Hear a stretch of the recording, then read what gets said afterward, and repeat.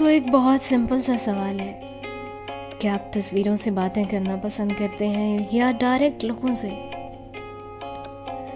अच्छा है ना डायरेक्ट लोगों से बात की जाए, क्योंकि तस्वीरें जवाब नहीं दे सकती, तस्वीरें माफ़ नहीं कर सकती, तस्वीरें छू नहीं सकती, तस्वीरें गले नहीं लगा सकती, है ना।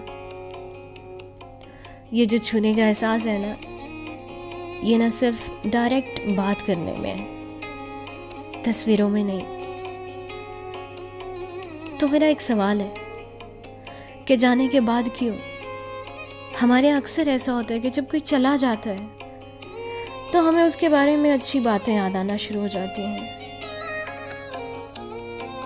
कि वो ये करता था, वो करता था, वो बहुत अच्छा था, वो ये बोलता था, उसकी ये बात बहुत अच्छी थी।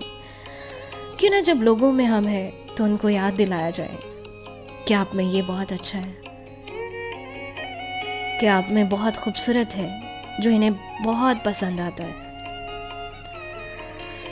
रिश्ते मजबूत हो सकते हैं, शायद किसी से माफ़ी मांगनी हो या माफ़ करना हो, क्योंकि बाद में तो सिर्फ तस्वीरें रह जाती हैं।